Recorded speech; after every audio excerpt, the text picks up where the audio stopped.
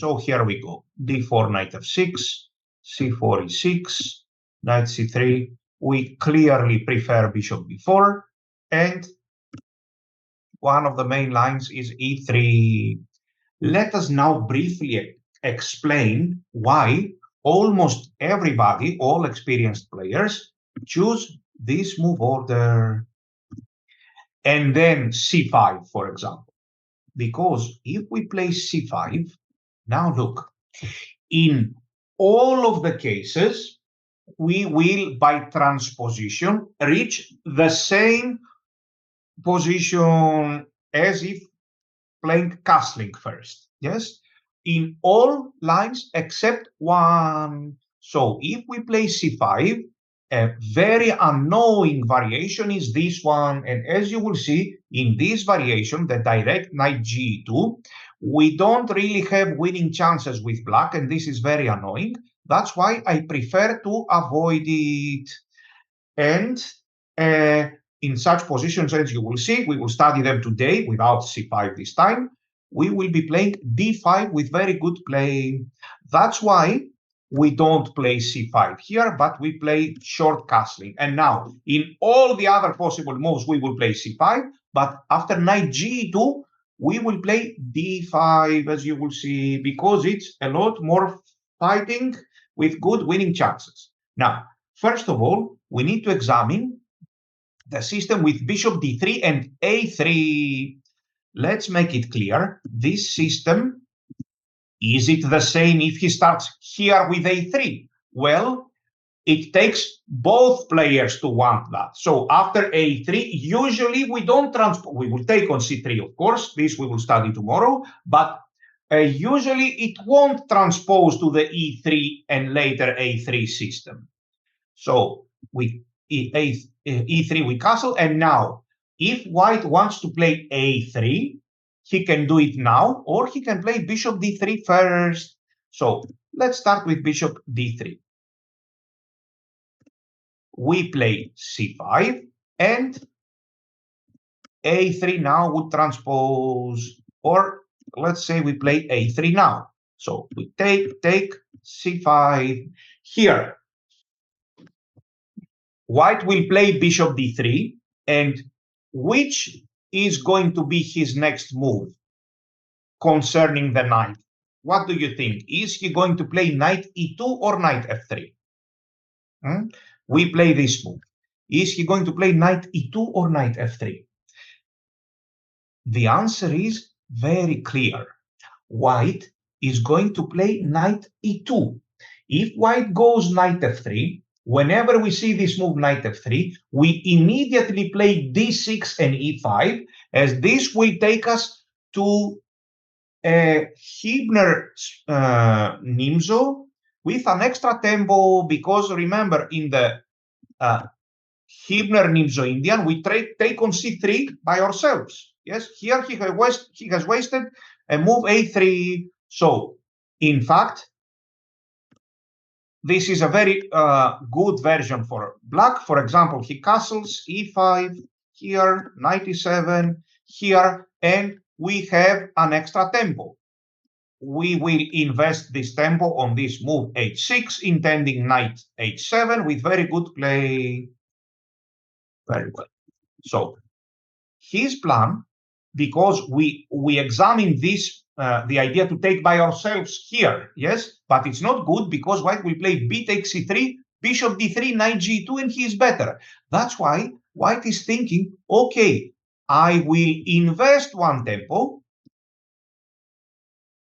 but I will get this position, and then I will play bishop d3 and knight g2. This is an ancient variation. It is playable. The computer doesn't really like white's chances, but over the board, things are a bit different. Now, we play c5. Who will suggest a playable but passive move, as we have already examined in the past? Not yesterday, not today. Which possible good, normal-looking move is not so good here? The move that is not so good here is d6, and another move that is kind of unsuccessful is d5. here, because we have violated the principle which says we must not allow white to take on d5 and at the same time have the pair of bishops. When this is happening in the Nimzo-Indian, white is better. I repeat, when white has captured the pair of bishops and he is in position to play cd5, he is always better. That's why we don't play d5 here, because he will take it. And he has a good version of these positions with bishop d3 and knight g2. So our move is c5, he goes bishop d3, knight c6, and knight e2. In this ancient line, black understands that it is not actually a good idea to play d6. We play b6, as you will see. If we play here, we may end up in a passive position.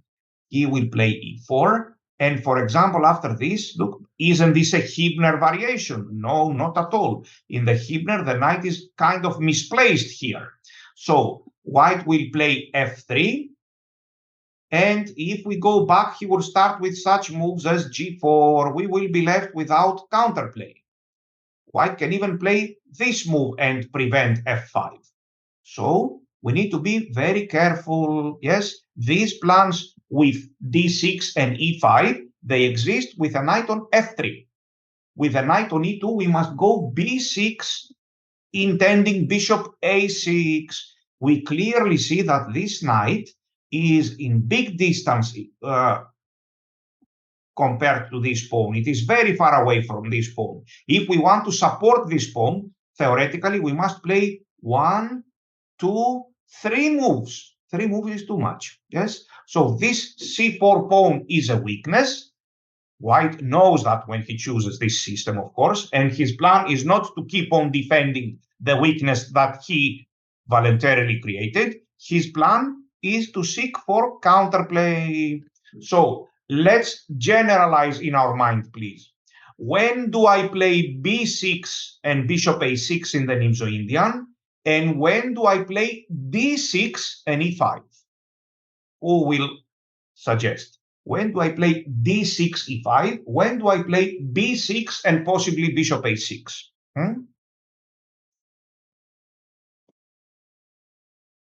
I will give the answer. It depends on where the knight from g1 is developed. If the knight is developed on f3, then I play the plan with d6 and e5. If the knight is developed on e2, far away from c4, then we play the knight with b6, the plan with b6 and bishop a6. We clarified it. Very good. So here white goes e4, or he can first castle. This is only transposition. He castles, we go here, intending knight a5. Of course, we are not naive. We do not believe that just like that we play knight a5, we win this pawn and thank you, I won. Things are not so simple, things are more complicated. So whenever white plays e4, now he's threatening bishop g5. So now we will play the move knight e8. It is very well known that this is the best move because we need to stop bishop g5 at all costs. And on many versions, we may put the knight here to attack c4, and we may play this move to stop white's pawn attack. Knight e8 is the best move. Let's try such a move to see what is happening here. Let's try to attack this pawn. White has this move. His plan is not, of course, to play such moves here and start defending. This would have been like very naive. We created one weakness. White created one weakness by himself in order not to lose this weakness so easily. No, his plan is not that. His plan is to attack, of course. Nobody likes to lose. So bishop g5 is the move. White is playing with his own advantages. And look now, h6. White goes here, maintaining the pressure, and g5, he goes here, and finally we are happy that we will collect this pawn. But of course, in order to do that, we created a lot of weaknesses, and white naturally starts using them for an attack f4. This g5 is a nice hook. And so white has tremendous initiative. Not only in this way, white can possibly play other moves as well, like h4, for example, here. Very good. So it becomes understandable that we must avoid the move bishop g5. Let's suppose white uses a different move order. He castles, bishop a6. Now he plays e4. Now I play knight e8. So let's check, please, what happened. What is happening here? So b6, e4, knight e8. And he castles. Let's suppose that white tries other moves. Here I have the analysis. For example, e5. This move obviously makes sense in order to open up his bishops and attack. However, this move is effective with a knight here. This is now effective because there are some sacrifices on h7, some threats like this. Maybe the knight is not on e2, it's here. Maybe white can play queen to e2 and queen e4, but white cannot get that. He cannot get his knight here and the pawn to e4 and then to e5. So he goes e5. Remember, when you see a pawn structure like this, very much attacking, gaining a lot of space, most likely we must break it. This is a higher priority instead of playing bishop a6. So, yes, this is interesting, but this d6 is a better move. If we manage to break this pawn structure, then we will slowly turn against his c4 pawn. White plays f4. Playing such a move is really illogical. We will take it. We will be careful with tactics, but we are better. So d6, and he goes f4. And here, according to my analysis, this is the best move. g3, and we go here. The queen is on the king side, and this way we are protecting our king. So I have some analysis here, but look, sooner or later we turn against this pawn on a5, and black will have an advantage. Let's go back once again, please, right from the start. So we are examining the line with a3 and bishop d3. He can start with a3 first or bishop d3 first. It doesn't matter. So a3, let's say, take, c5. I know my next move is going to be knight c6. After that, I will decide whether I will play b6 or d6, depending on where he will put his knight from g1. So far, so good. He goes to e2, I go b6. He goes here, knight e8, the ancient variation, and he castles. Whenever he plays f4, I almost automatically play f5 in all cases. Look, whenever he plays this move, this is very instructive. No, we don't really want to play d6 so early. We are sacrificing this pawn on c5, and we are winning the pawn on c4 like this. Very good. These are some details. It's not like a great deal. The theory here, like it's two moves. In each case, you need to know one move. And you will invest a little bit of time and learn them. So the main line has always been this one. We have played knight e8. We are protecting ourselves from bishop g5. So it is time to proceed with our plan. We play bishop a6. The plan is knight a5 and start threatening the pawn. But you said, I remember very well, that we do never put our knight on a5. We put our knight on a5 in two cases. First of all, if it is theory, and secondly, if we can easily see that we are winning a pawn. Here, knight a5 is theory. That's why we put it there. Very good. So here I have all the analysis. By far, the best move is f4. I analyze all the moves. For example, here, can you guess the move? two possible moves for black. Let's see.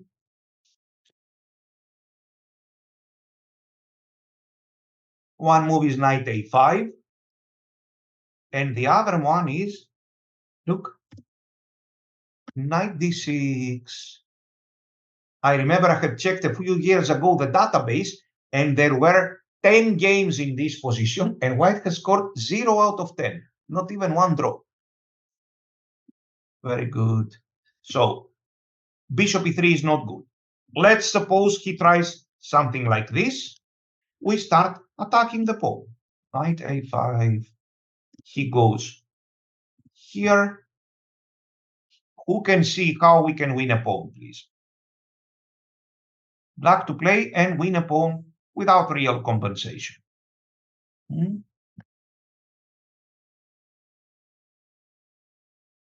Of course, we will take on d4, and we will jump knight b3, and we will win this pawn on d4.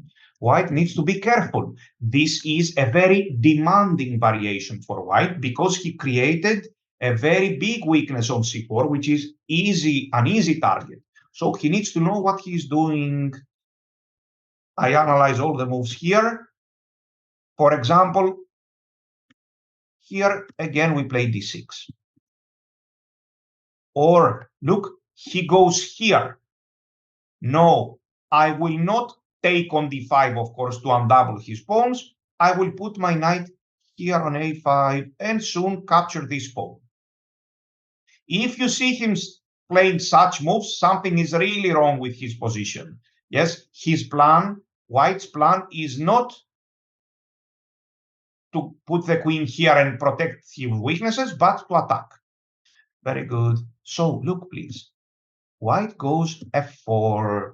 Has this been played many times? Yes, several times. Also, like 80 years ago, it was even more popular. f4, his plan is to play f5 and attack. Now, according to the theory, f5 is by far the best move, but in order to understand the variation better and the computer moves better, we need to know what is happening if I play this move. Of course, white will not play queen a4. White was intending to sacrifice this pawn for an attack. So he will play f5. We take here, and how do you think white will continue here, please? Maybe you know, or maybe you can find it right now. How should white continue? Let's see. He is already losing one pawn. How should white continue?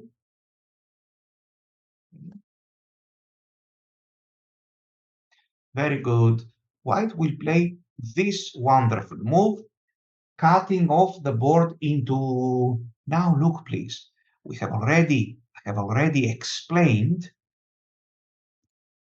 For example, we take it, we play here, and bishop g5. Look, please. I have already explained an important rule which is helping us to evaluate positions with a different amount of pawns. Here we have a position with a different amount of pawns. Black has 2 extra pawns.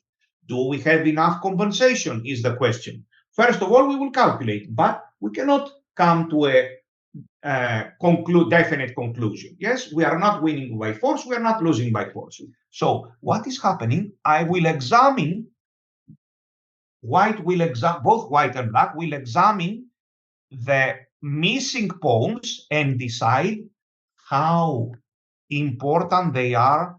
Remember the rule, within the next few moves of the game. So our extra pawn are 2. The b6 pawn and the f6 pawn. Are they important for the rest 5 or 6 moves of the game? The answer is no. The b6 pawn is completely irrelevant. This is our extra pawn. Yes, like what are we hoping to do? To take cd4, and then start pushing the b pawn and create a passed pawn? The game would have finished 10 times before this happens. Yes, so white has a very clear plan of attack. He will play here, knight h5, bring the rooks, bring the queen. And what do we have? One completely unimportant pawn on b6 and one target on f6, a very weak pawn. This means that we are playing for some moves now with practically equal material, and white has all this tremendous attack for free. Why? Because our extra pawns are not so important.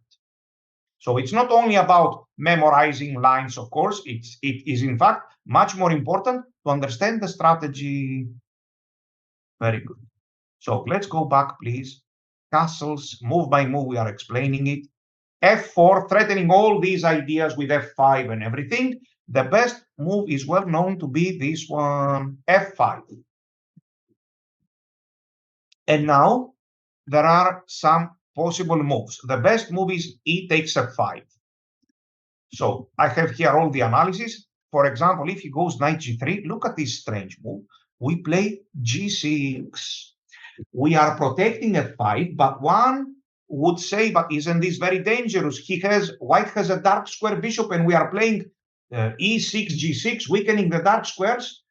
Isn't he going to make use of it? The answer is that it's not so easy because White's dark square bishop doesn't have access to this long diagonal. So that's why G6 is a comparatively safe move. For example, he goes here. Of course, I will not undouble the pawns on D5. I will play knight A5. And White goes queen E2. Not such moves, please. These are horrible moves. Look, he clarifies the situation here. And this is completely lost for White. Look, this is a position good enough to resign. Because just have a look at White's minor pieces. No piece is doing absolutely nothing. So this is simply a lost position. White's advantage is only one thing. White's position has only one good thing, extra space. So he must not play D takes E6 and E takes F5 because then he is giving away this advantage and he will be left with his weaknesses. So he must play Queen E2, and now this is playable with compensation. Yes, White has in this very complicated, original and unusual position, White has compensation, long-term compensation for the material because he has a lot of extra space, but we have also one extra pawn and our pieces are quite active, except for the rooks. Our minor pieces are active. They will get back into the game. So this is a nice, playable and clear position with chances for both sides. Another playable move instead of this is rook F7. Should you know all these things by heart? No, not really. I'm just forced to describe the best possible moves. Here we are playing for 3,500. You don't have to play for 3,500. You can just know that after F4 we play F5, and after knight G3 we play G6, that's all. So I have included some other moves here. And they are all unsuccessful for White. So this is what used to be the main line in the past, but still Black is doing great. We are defending and defending for many moves, but in the end we will start attacking his C4 pawn. He plays here. Guess what? G6 is the move. We want to just stabilize the position, and he takes here. There is some concrete line which is anyway very good for Black. For example, playing such a move is positional suicide. We play here, and this is completely lost. For example, here knight D6 is winning, but let's say I play this move. Look, please. He goes here. I play this move, and I don't know what to suggest. He plays this move here. Look, our plan is to trade the queens at a good moment. Trade the queens, and then we will capture his C4 pawn. So White is lost. The minute he starts defending his weaknesses, he is lost. His only chance is to create counterplay. So there is this forced continuation. This is one thing which you need to know by heart. And here, knight F6 with very good play for Black. Now it's not so easy to win the pawn on C4. And you will see the theory. I have also included a very well-known trap which has been played several times, this, like in the game Nakamura Volokitin, and here some forced analysis for an h5 and black is better, for whoever wants to play this variation perfectly. I included it here. This he cannot take on h5. I included it here. Now we went way too far, but I included it here, and you will decide how much you will study. So this is an important part of the theory of this a3 and bishop d3 variation version of the Rubinstein variation. Now we will see some games. One may wonder, okay, what kind of games are these? I mean, you showed us some very concrete theory. Are they all here? Well, they are more or less in similar positions, and then we will see some other interesting, clever, and deep idea by White, which is slowly becoming fashionable. So let's check some important games, please. Who knows two very good, famous games by two very famous grandmasters in the same position, and black won both times? Which are these players in this variation with e3? They played two games in exactly the same position, and both of them were won by black. Who are the two players? Yusupov with the white pieces and Karpov with the black pieces. Of course, I have included these classical games. So let's check this rapid game between a grandmaster with 25-30 with the white pieces and famous grandmaster Wojtaszek with the black pieces. So let's see. A3 was played. Takes, c5. c5 and knight c6 are for sure. Knight c6. And now, if white goes knight f3, then we play d6, e5. If white goes knight e2, we play b6. So here, b6 is the move.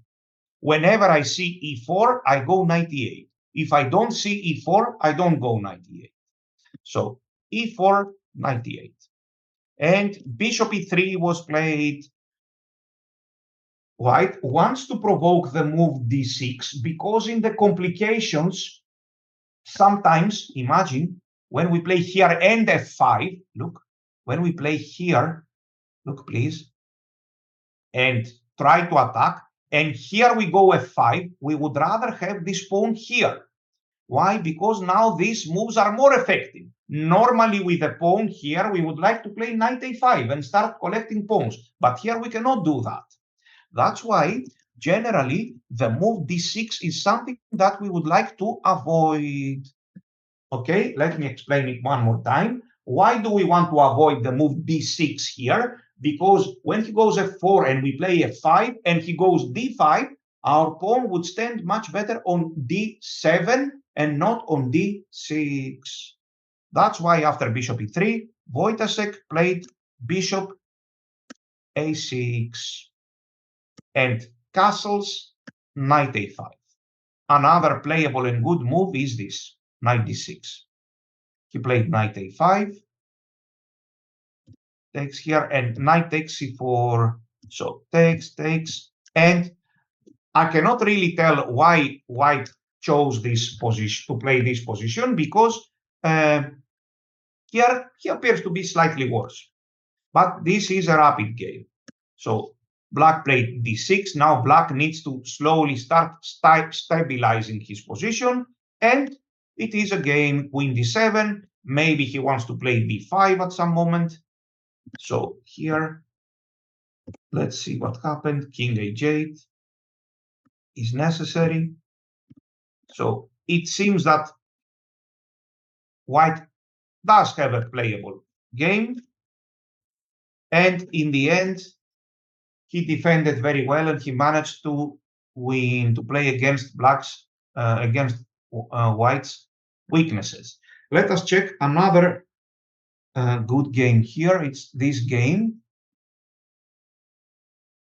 White has a rating of 23-41, and again a rapid game. And with the black pieces is another very famous grandmaster, Zoltán Almasi from Hungary, with a rating of close to 2700. So knight c6, we see this move, which is the most common. We play b6. He castles, and we play bishop a6. Knight g3 doesn't appear to be so good. Black normally goes knight a5, and now there are problems with his c4 pawn. White is a bit slow. He played queen e2. Who will suggest a move after this unacceptable move? Queen a7, bad move. How to continue, please? I see two good ways. One interesting move is d5, and the other move, more in the spirit of the position, is this, intending queen d7 very well, queen d7, maybe even queen e8. Yes, so white is not in position to hold these pawns for too long. That's why he must definitely attack. So bishop here, he played this knight g3, appears to be a bit slow or very slow. Here, queen e2, and now there is a very nice idea. We will put some pressure on the c4 pawn by playing this move, for example. Here, intending c takes d4, and then we take on c4. Very good. Let's examine this move, please. Can this move be played? To be honest, I don't know at this moment. This move is taking me by surprise, but let's calculate.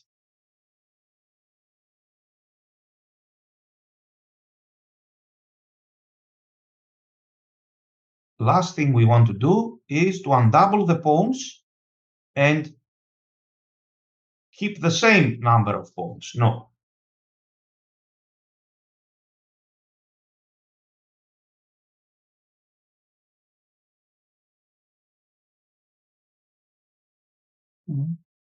So an interesting continuation appears to be this one, but it does require calculation. And c4. For example, here, and now capture this pawn. Things are not clear, though. He can maybe take and play queen h5 check, but then black appears to be better. So I'm not really sure what black has seen after this. Probably he can play a simple move like this one, for example, here, and look for a good moment to capture on d5. Instead, white played e4 because he is supposed to play a very aggressive game, and black took here, and white played d5. What is happening if he takes? We have two moves to consider. One is this, and the other one is this. Very good. Possibly this is even better, knight b3. So in the game, white started attacking with e5, knight e8, and queen e4. He's threatening the rook on a8, but as it seems, the queen will be trapped. So white played black played f5. He calculated very deeply. There is no now e takes f6 because we take with a knight and we protect everything, and he is much worse. And what is happening after this? After this, he will lose his queen, as it seems. Knight c6, intending bishop b7.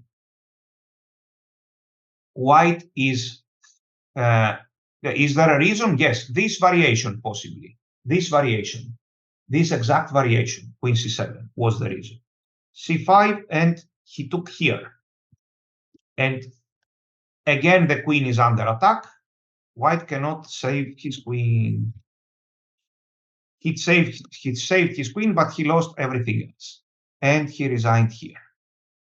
Let's check a couple of more games here. For example, this nice game between Pardo Simon with a rating of close to 2,500 and Sandler, Matthew Sandler, a famous English grandmaster with a rating of 2,670. So he castles, Sadler, Yes, not Sandler. Sandler is, I believe, from Australia or New Zealand. I'm not sure. Sadler is from England. So c5, bishop d3, knight c6 here, and b6. Everybody knows these moves. White, all the time when he plays these lines, he must come up with some interesting, tricky little novelty. The problem is we cannot really avoid these moves. These are the best. So e4, we go knight here, and bishop e3, hoping again for d6, when then after d6, the move f7 to f5 becomes more difficult. But white played bishop a6.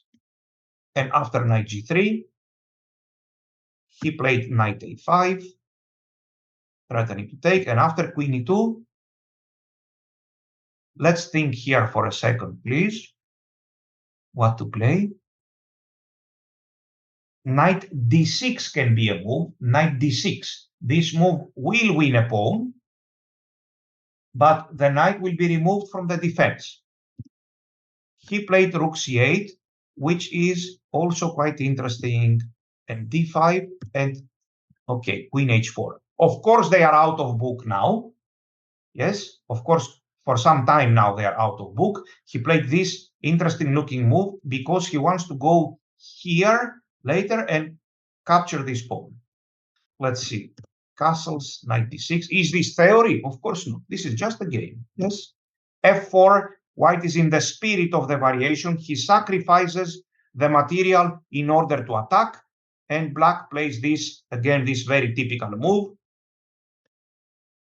And queen g4, all endgames appear to be very good for black.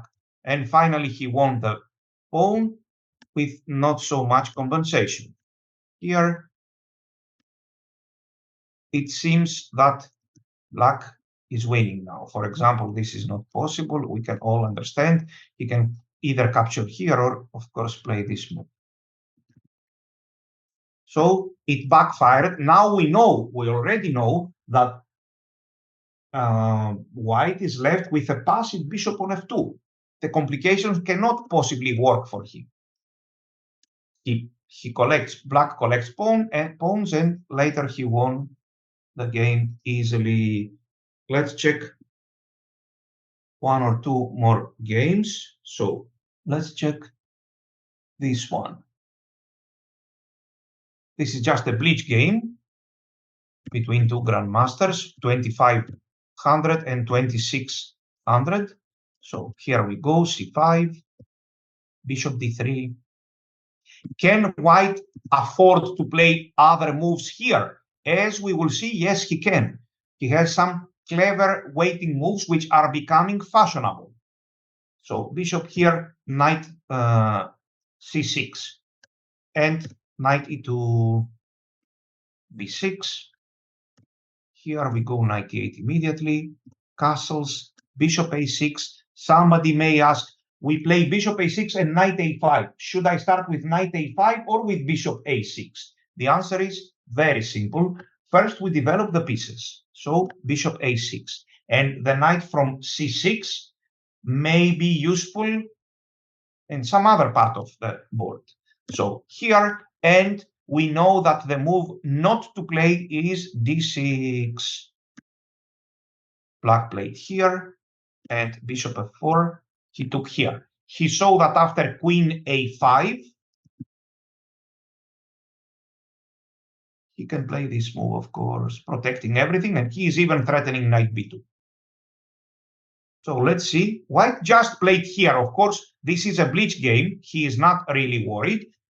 He just played here, and he wants to attack. Black played a very clever move. Who can find the move, please? He wants to play here and attack. E5 can be interesting, but we are giving back the pawn way too easily. So he played a very clever move. This is the best move of the game, in my view. Look, he played f6. Look at this very clever move. f6, and he's dealing now with the threat of e5. Whenever white goes e5, black will play, of course, this move. So f6 is a very clever and instructive idea. Here, now black is trying to somehow consolidate. Look, white won the pawn back, but this doesn't matter. White finally broke down. He couldn't resist capturing the pawn back, but now black is taking over the initiative. He played here. He cannot even take the pawn back, and he won. But even if it weren't for this line, and we play other moves like rook b8, or let's say here, for example, or even this, if this move was not really winning material, let's see, and this was not available, and we could take and play such moves, for example, knight c4 or queen c6.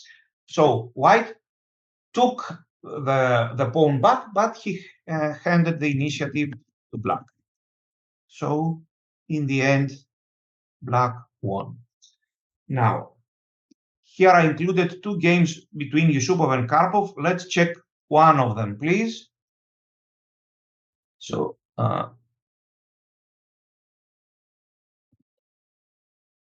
castles here, c5. These games were played. This game was played in 1989, long before the era of computers. So they were analyzing by hand. Castles, bishop a6, and of course there was always the possibility of mistake by both players. Imagine there were times when a game for a world championship was played between 2 super strong grandmasters, and there were cases where none of the grandmasters, none of their analysts, and none of the thousands of the people that were watching could see the right move. Yes, there was some era like that. And later, the good move, the best move was found like 2 months after the game by some very good amateur who spent time and he found it. Unfortunately, this possibility now does not exist anymore with the super strong engines. That's why I prefer those times in the past, but we cannot go back. So f4, and Karpov played f5. After this, we played g6, and Yusupov played here. This is an equal position by force. So here, knight takes c4. You will see what is happening. Queen h5, and this is equal, but in the end, Karpov managed to win. But I'm more interested in this, the other game, where they reached one nice end game. Let's check the game, please. So again, the same variation, knight e8, bishop here, f4, f5, again g6. And this time Karpov took here, and he played this move. Yes, this is, of course, a product of his analysis, and he gets the slightly better endgame. Look, all these moves are forced. Queen takes d5, queen takes, and e takes. Now, white has only got one good move. He must play f5. Otherwise, black will play this move and stabilize the position, and then this bishop will be closed. So he has to play sooner or later this move f5, and they played this endgame, but practically this was better for Karpov because his knights are more important than white's bishop, and so he soon managed to outplay his opponent. You will check the game and his amazing technique. Now, let's check, please, some very important games. This is the more modern way, what we will see now, of handling these positions. So this is the game between, a rapid game between Grischuk and Pragnananda. Let's see what happened here. So bishop here, e3, castles, bishop, no, a3, take, c5, bishop d3, knight c6, and black is waiting. He says, if you play knight f3, I will play d6. If you play knight e2, I will play b6. But look what white is doing now. White played this move. The idea of this move is that it is a semi-active move. It can be useful along the b file, but the idea is also to put black into Zugzwang. Now the situation is reversed. If black plays d6, white will go knight e2, the opposite. And if black plays b6, look, if black plays this move, now white will go here, but with some attacking possibilities. But this d6 does not fit well with these positions, as we have seen already. And if we play b6 here, b6, white is hoping to attack. He has some attacking ideas with this gambit e4 here. So what to do here? We are in some sort of Zugzwang. In my view, the best move, which has only been played one time, is this h6. Can I play d6? Yes, of course I can. We are not losing if we play this move. It is totally playable. Can I play b6? Yes, of course, but white does have some attacking possibilities. I prefer to stay as flexible as possible with this move played by Praggnanandhaa. Now, white doesn't really have any really useful moves. He played a strange move because this is a rapid game. If he goes knight f3, who will suggest what to play here, please? We will play, of course, this move d6. Very good. For example, he castles, and now we have outplayed him because we have played a Hübner variation where he has lost some tempi. For example, he goes here. Why don't I go just b6 and f5? This is a very good version of the Hübner. We are threatening f4, so he takes it, and we are standing perfectly. This is how we punish his random play. So after this interesting move h6, if now he goes here, we will play b6. And here, no knight e8 anymore. This is good enough. But in the previous lines, whenever we would play d6, white had the move bishop g5. Now bishop g5 is not possible. Very good. So here, Grischuk played this strange move. Of course, this was, I'm guessing, improvisation during the game. Yes, he just thought it up during the game, h4, intending maybe to play g4 and g5.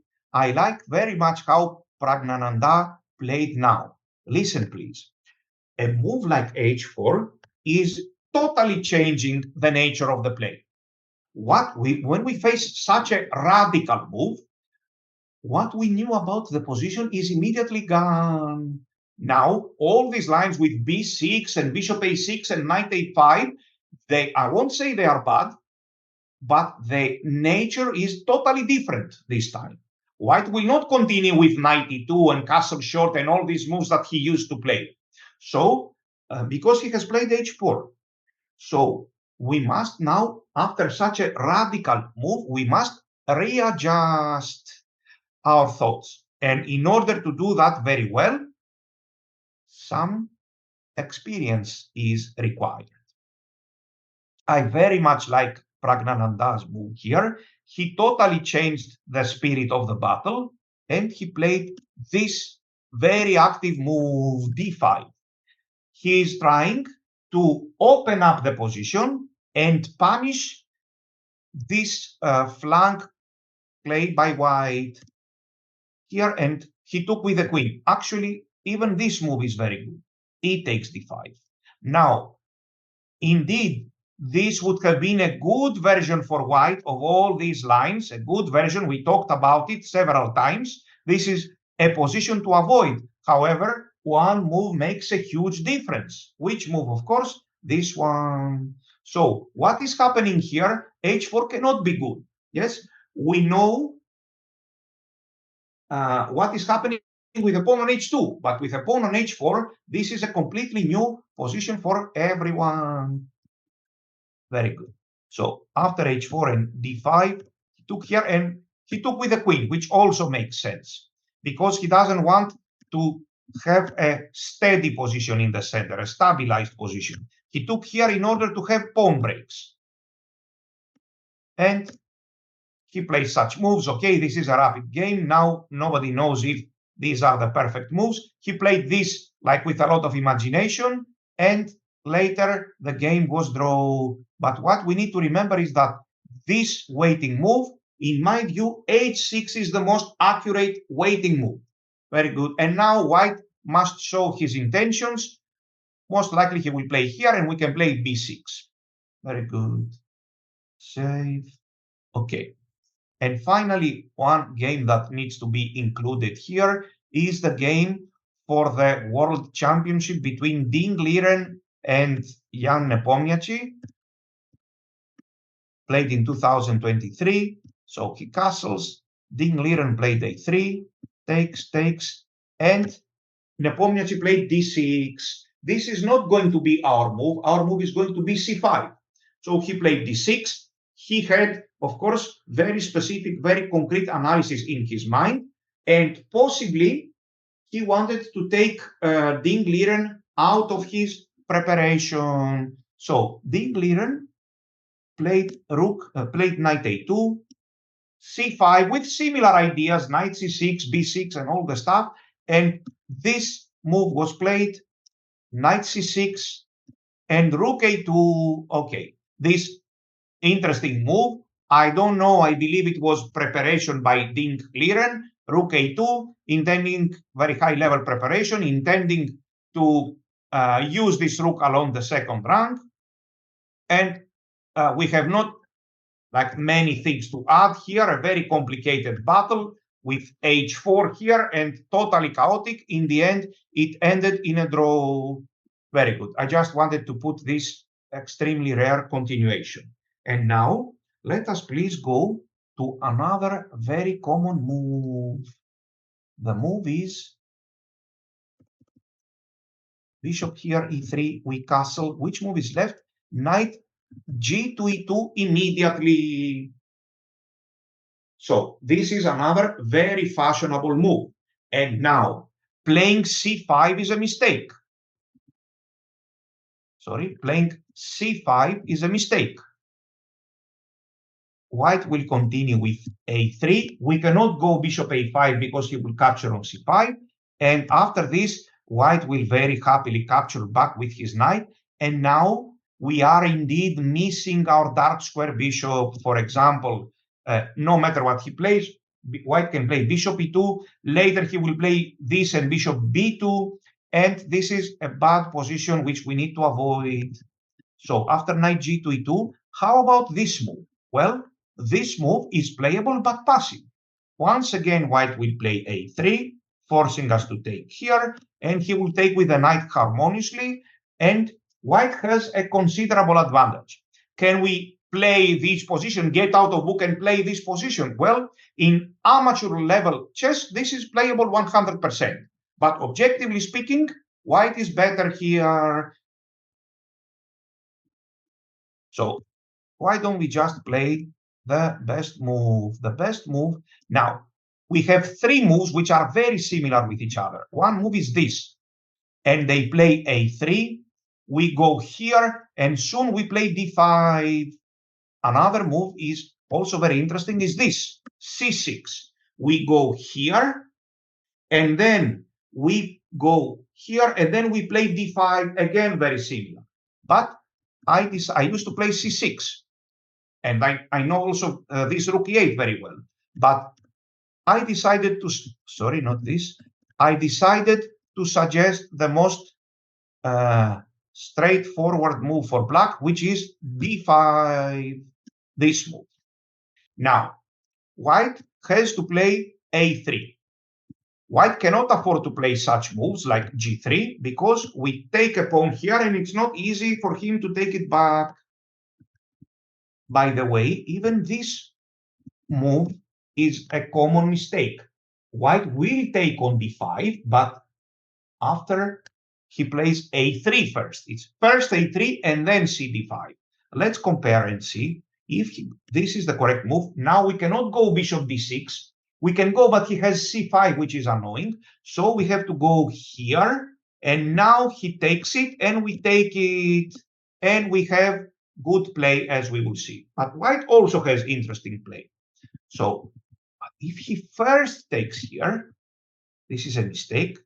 We take it. And after this, we can happily go to d6. There is no c4 to c5 this time. If he goes knight b5, well, if he goes knight b5, we reach this position.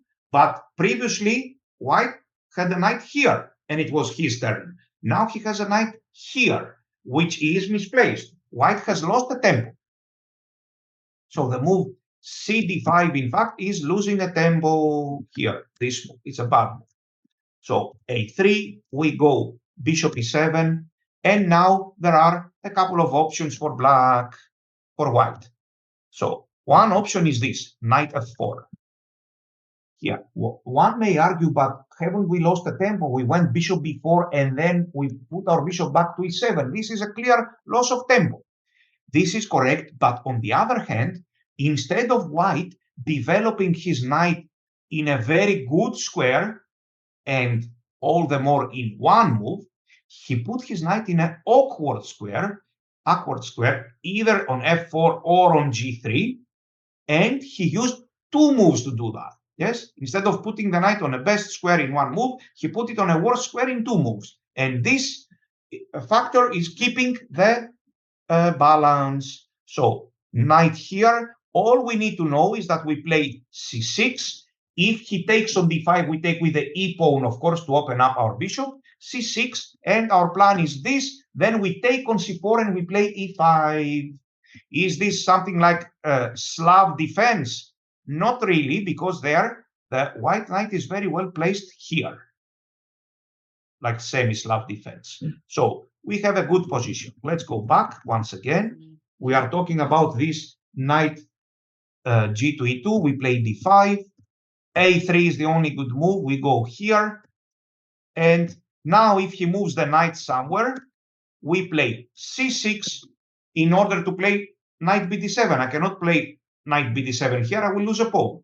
So c6, intending knight bd7, dc4 and e5. Whenever he takes on d5, look, I play here. If he takes on d5, then we reach this very typical position. We take with the e pawn, and we will examine this position in details. So the most common move for white is this: c takes d5 and e takes d5. Now, our play will be c6, knight bd7, logical moves in the center. White usually plays knight f4. So he can play other moves as well. For example, knight g3. So there is nothing magical that we need to do here. We will play logical moves like c6, rook e8, and develop our pieces. Here it is, c6. Another very good move is c5. Yes, this is also very good because in this isolated pawn, if he takes on c5, white has two not so well placed knights, especially his knight on g3 does not belong there in the isolated pawn. So we have good play. But this is also very logical. For example, here, rook e8, he castles, and g6. Our plan after g6 is not to put the bishop on g7, of course. The bishop is doing nothing on g7. Our plan is to play h5, h4 at some moment and attack. Can we play here this move? Yes. You don't need any theory. Here and bishop f8 and later g6, of course. So generally speaking, when he takes on d5, we take with the e pawn. We will play c6, rook e8, knight bd7, all these natural moves. However, there is one important thing that we need to know, which is this thing. Whenever white goes f3 intending e4, you will see, for example, here, c6. He goes here, rook e8. He castles, I play, let's say I play this move, and he goes f3, intending, of course, e4. Now, this move e4 should be stopped. And which is the very, very typical move in this position, please? Who knows? Very, very typical move. After f3, we almost always play this move. Very good. The move is c5. And now, the weakness of our isolated pawn on d5 is fully compensated by the weakness of this pawn on e3. We can take with a knight with a very good play, very good game, or we can even take with a bishop. And here we have nice counterplay. For example, he plays this, I go knight e5. He goes here. In fact, black is even better here. I can play this, for example, and challenge this knight. So this is not a typical isolated pawn because the white pawn on f3 completely changes everything. And here we keep the tension. Look, for example, he plays such moves. I don't take on d4. I may play such moves to put pressure or just develop my pieces like this and rook c8, develop the pieces, and then try to find some idea to attack. Very good. So the thing we need to know is that after every f3 move, we must play c5. Another bad and yet move for white, and yet it used to be quite common, is this g3. No, this is a very bad version of the minority attack because black can play such moves, and now look what happens. Here, black is already much better according to the computer. No matter what we play, if we have a look at this position strategically, white cannot attack against our king at all because his bishop is here. It's not targeting the king. The bishop should have been here. Then white cannot play this f3 and e4 because we will immediately play c5 as always and gain a great position. And what is left? The minority attack. No, white cannot even do that because this c4 square is very weak and it's not controlled by the white knights. So in fact, here we are strengthening our position and white is left without a real plan. Let us check now the games. So I have a very nice collection of games as always. So let's check first. Just a second. Let's check one of my own games. I played this game many years ago in 2003, 21 years ago, against another Greek grandmaster. My rating at that time was 2590. So e3, I castled. Knight g2, I played d5, a3, bishop e7. Knight here, oh no, he took, I take with the pawn, knight f4, c6, and bishop d3. Now listen, please. This position, which I have included in the notes, of course, we can play this move here and rook e8 just like I did in this game. However, there is a new trend, a very, very nice idea, which I have included in the notes and in the game session, a comparatively new idea, which is the computer's first choice and a really very good move. The move is this one. Look at this strange move. Knight a6. So this is the modern trend. The plan after knight a6 is to play here and challenge this knight.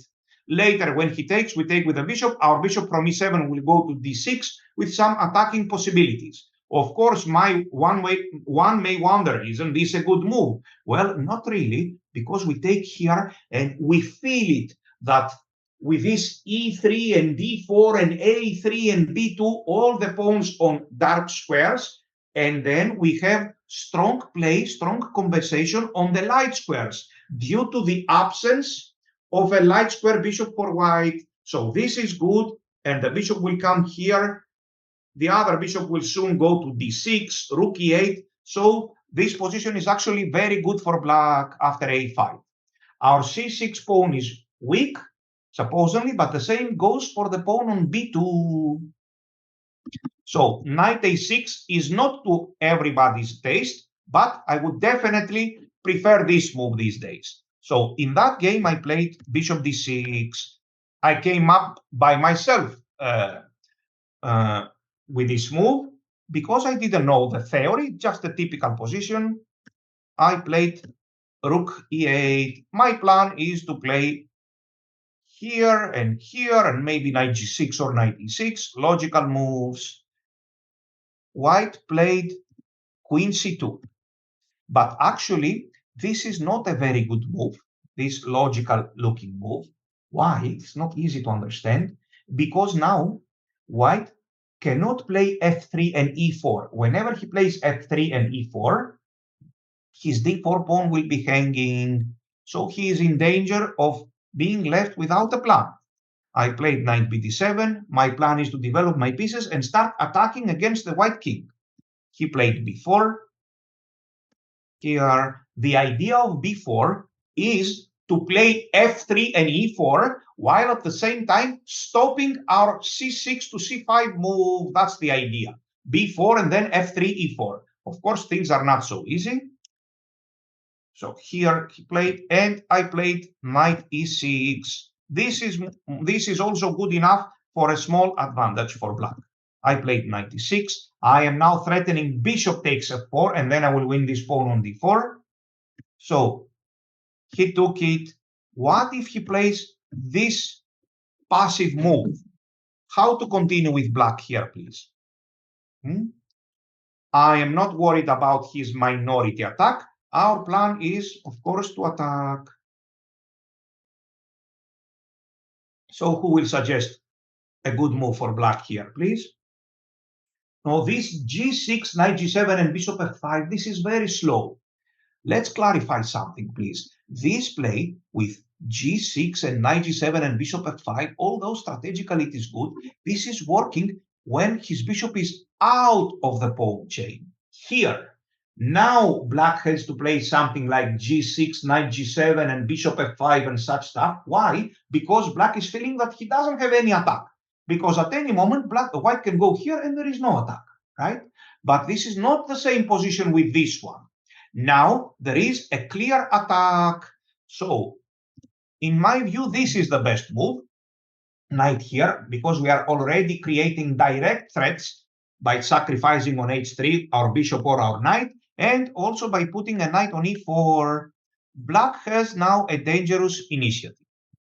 In the game, this move was played. I took with the bishop and b5. But this minority attack is not really something special, because with my bishop on d6, I have some nice attacking possibilities. I took here, and I played rook e7. Black is also fast enough to put his rooks on the c file. Black has a clear advantage. Rook c8, and I played here intending queen d6, and I had a strong attack, and I managed to win the game. You will see the game in the games session. Here, knight g5, yes, and I captured this pawn because the knight was immune. It could never be taken. You will check the game by yourself. Let us now check a couple of more games. For example, this one. So b4, knight f6. White has a rating of 2350 and black has a rating of 2500. So a3 is the correct move order. We go back, takes, and the bad yet fashionable move for white for some reason. The move is g3. This is simply bad. And this game was played in 2016. Black played knight bd7, which in my view is the best move. And here he played knight b6. Carlsen had this position. I have included his game in this session. And he played something else. He played c6 and a5, which is also totally acceptable and good. But I think this is the best move order. And rook e8, black is slowly building an attack against white's king. So c6, we are stabilizing our position. Here, he played this move, which is good. And he played bishop f8. Maybe he could have captured this bishop. He put his knight on d6. Black stands very well. f3, but now we said when you play f3, we need to play c5. Well, on the other hand, when white plays f3, his plan is e4, but now he cannot play e4. h5 is very interesting, stopping this idea. White may think of playing this and knight g3. So h5, look, a strange situation. White doesn't have what to do. He played here. And bishop here. So some nice little moves. a5. We can clearly see that black is controlling the game very well. And later he managed to win. You will check the rest of the game by yourself. This is the game, a bleach game between Ahmed Agli, who was recently, if I remember, no, it wasn't him. So Ahmed Agli is a very well-known grandmaster from Egypt, very high-level player, and very good person, by the way.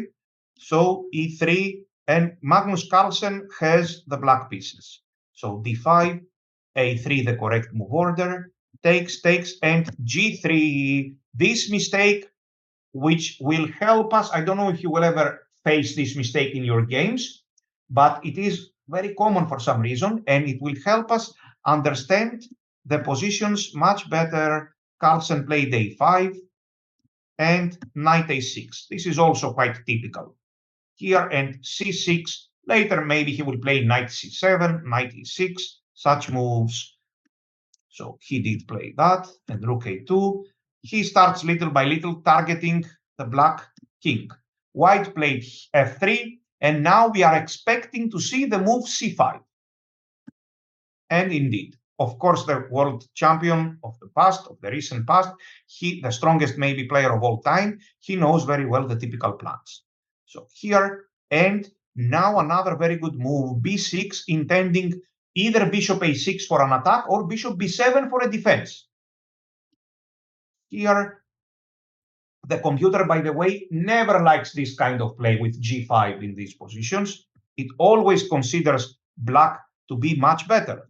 And after this, Carlsen played c4, intending to take on b3 and play bishop c4. And he was better, as it seems, and he won the game. There was some kind of attack, but not really big enough. Not strong enough to worry black. So here black has some important asset in his hands, which is the passed b pawn. And g6, in the complications later, black managed to win. Okay, now let's start. I will show you now one of the most complete and best games I have seen in my life. So this is from the Women's Olympiad in 2010 with the white pieces. It's a player of 2120 rating, and with the black pieces, it's the famous Russian woman grandmaster Pogonina. This game is absolutely flawless. Black played like possibly better even than a computer. Here and bishop b4, and this is a very instructive game. That's why I saved it for last to spend some time on. Of course, you must spend a lot of time on this game. When you are alone, you must study this game together with analysis, do the analysis for at least 2 hours. At least 2 hours to check everything perfectly, not memorize, but understand everything perfectly. And when you do that, at the end of the analysis, you will be already a better player, slightly better player. So castles, knight g2, d5, and a3, the correct move order once again. So bishop e7, takes, and g3. And this is simply a bad move. Knight bd7 is the correct choice. Bishop g2 and knight b6. Let's see what happened here. Castles, a5. Black is already threatening to play a4 and fix the queen side. White played here, and black played rook e8. She didn't want to play a4 just yet. So white played a4 herself. Why? because if she plays this, again, a move a4 will come at a good moment. So she played this a4. Black goes c6, stabilizing the center. Black does have some advantage. So b3 now. White wants to play bishop a3 and exchange the dark square bishops. In that case, black would still be better, and she would put a knight on d6. Remember the rule, when we have a bishop, we put a bishop on d6. When these bishops are exchanged, we immediately put a knight on d6. But here, black played even better. She prevented this plan. She played here. Bishop f5 was also good. Look, he goes here. We take on a3. Remember to take on a3 because this is a hanging rook over there on a3. So white must spend time to get this rook back into the game. And here black is better. We start attacking on the king side little by little. However, the move chosen by Pogonina is even better. Bishop b4, threatening this knight, gaining a tempo. And after this, she played queen e7. Previously, the bishop was on e7. She emptied that square with tempo, and she played queen e7 to stop bishop a3. White played bishop b2. And another very powerful move by black now. What did she play? Who would like to comment? To suggest? Let's see. She played the move g6, a very nice move with a very clear plan. The bishop is going to f5. Knight d3 was played and bishop f5. Black has a big advantage. White played queen e2, threatening to take this bishop, and black went back to d6. A very clear advantage for black. In this position, she played rook here, and it is about time. This knight has done its job really very well, and now it's not going anywhere. It is, of course, about time to get it back. Remember, improve your worst placed piece, especially if this piece is a knight. So knight goes back to d7. We cannot play the whole game with a knight on b6, which is doing nothing anymore. And white played knight b1. The idea of this move is to play bishop a3. It is playable, but it will cost a lot of time. And black started an attack. h5 is the best move at the absence of a knight on f3. White played this. Can white play h4? Well, yes, but after that, the g4 square and even the e4 square are practically holds, a weak square, a permanently weak square, because white can hardly ever play f3 in such a position. So she preferred to play this move. What to play here, please? Remember, when you see such a bishop in the corner, we take it. We take it. And now either a knight will be misplaced on a3, or if white takes with a rook will need to move again so that the knight from b1 can move back to the center.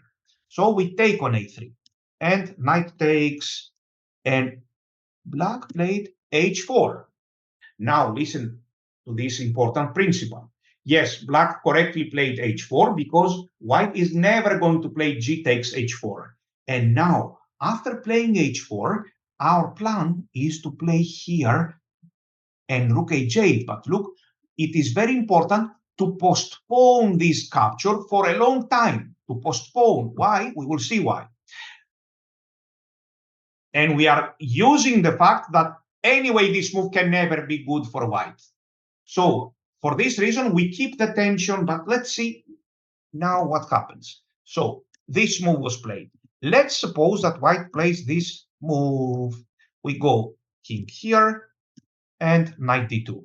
Now, rook h8 and here, and now on purpose, I play this random move on purpose. So let's suppose we go to this position by force. Now, we will show why taking on g3 earlier would have been premature. And we want to keep the tension on h4 for as much as possible.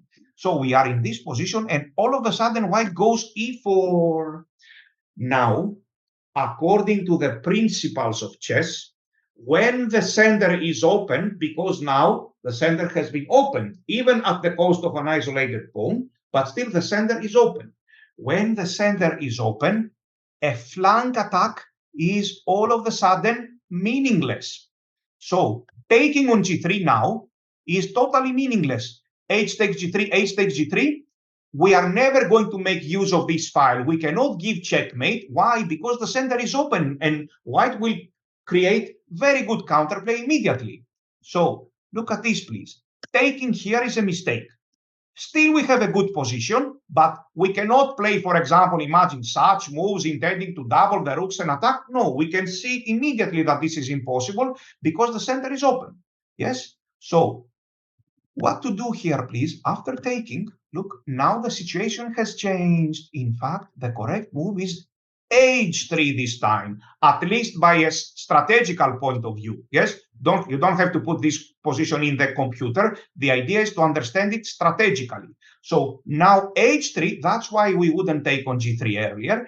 h3 is a much better move, and all of a sudden, I start playing here in the center, we continue, we play, and look, this h3 is a very important asset, while taking on g3 here would have been pointless. Very good. That's why in this typical point, we play h5 and h4, and we keep the tension, and later we will decide at the best moment whether to take on g3 or to push h3. Let's see what happens. Now, h4 is good. Knight c2, king g7, so far so good. And here, now, black took on g3.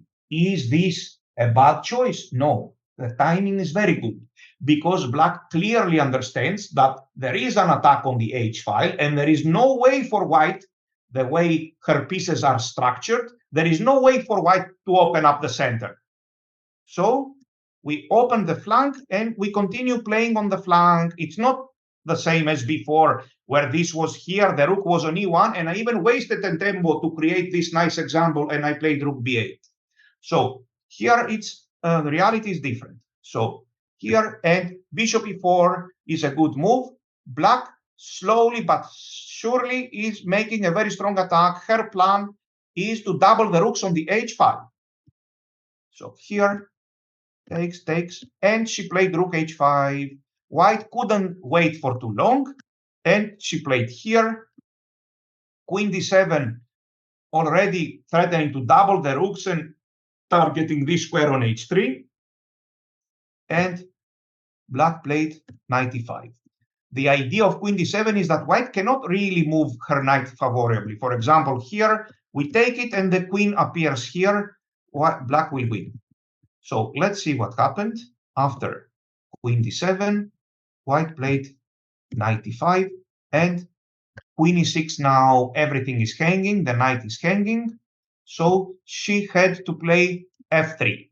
Yes, if he plays here, we double the rooks and the end is very near. For example, after this, we give this check. And after this, what to play here, please? Who will find a checkmate very fast? Of course, very good. We will play this. And now we take on h1 and we give this check. So let's see how they played in this very instructive game. White decided to play this, and black, who is a very strong, very complete, very universal player, black is, of course, always ready to forget about the attack and get into a winning endgame. And this is what happened here. Black has a pawn up. In chess, you don't have to give checkmate in order to win. You can force your opponent to resign in a lost endgame. So here, and rook takes, and this is a very easily winning endgame, which she won with a lot of confidence. f5, and here she didn't allow any counterplay, and she managed to win this endgame in a few more moves. So this is a very instructive game, and its analysis is also very good. Finally, let's close this session with one game that I played many, many years ago in 1999. So many years ago. My rating then was 2561, and I was a young and carefree chess player, but not a professional chess player. So d5, a3, and bishop e7. My opponent is Miss Mamedova with a rating of 2352. So c takes d5, e takes d5, and she played this move before. So already now I was thinking. I played c6, and she played here. Yes, of course, I could play logical moves like rook e8 or knight bd7, but I found a very unique, very interesting, and rare idea over the board. I found it. So a grandmaster of 2560, he didn't know 9 moves of theory. Why? Because I was carefree? No, because the nature of this position is such that not much concrete theory is needed, only logical moves. So I found this move b5. The idea is to stabilize this pawn on b4 and attack very fast with a5. I saw that I could have some very nice attacking possibilities. She played here, and I played a5. She took, and I took with my rook. I'm threatening to take this pawn on a2. So queen b3, and now this move, knight a6. Of course, this is a very complicated way of playing, and this is a characteristic of very young people. Nowadays, I wouldn't bother to play like this.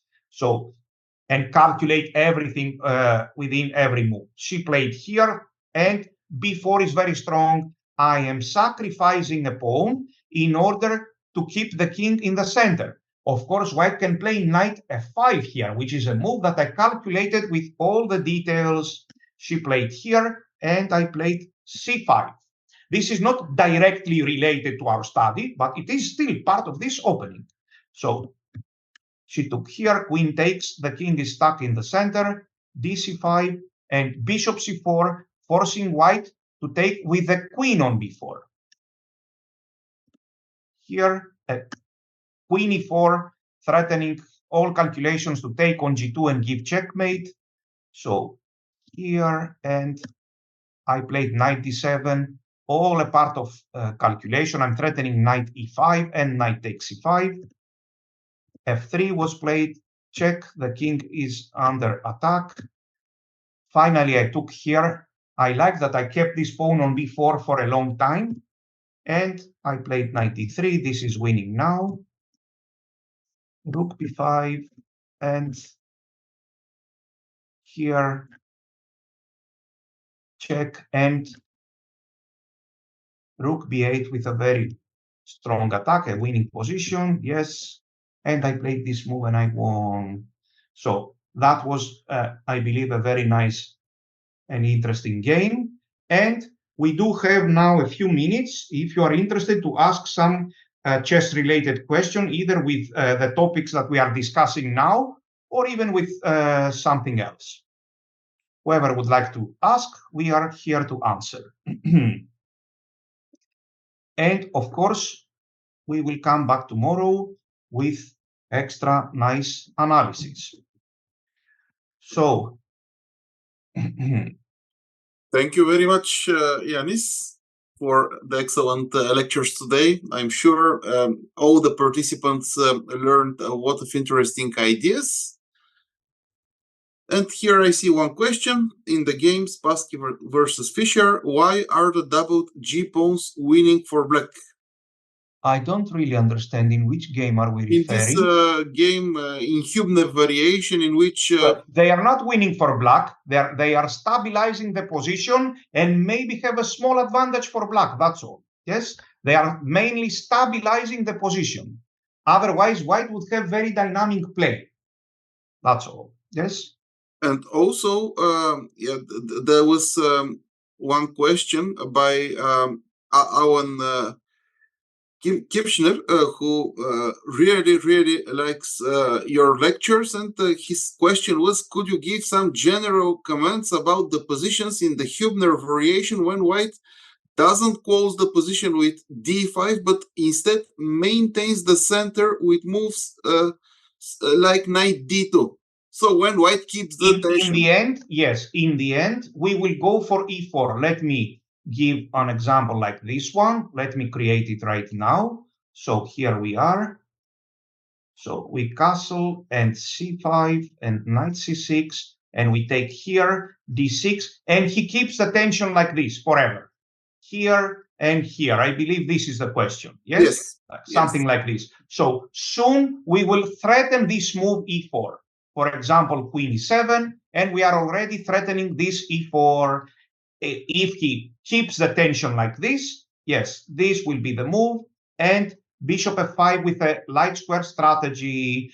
And here he needs to do something. For example, after this, possibly we will collect this pawn. This makes sense, yes? Or maybe play a move like this one, for example. So the way I see it, our main plan will be to threaten e4. By the way, in this particular position, the way I see it, we can even do something else. We can take here and take again. And if he takes on d4, we will play here, capture this bishop, and then play, for example, d5. This is a position of a different nature. But the answer is that we will keep the tension and start threatening the move e4, and then develop an attack.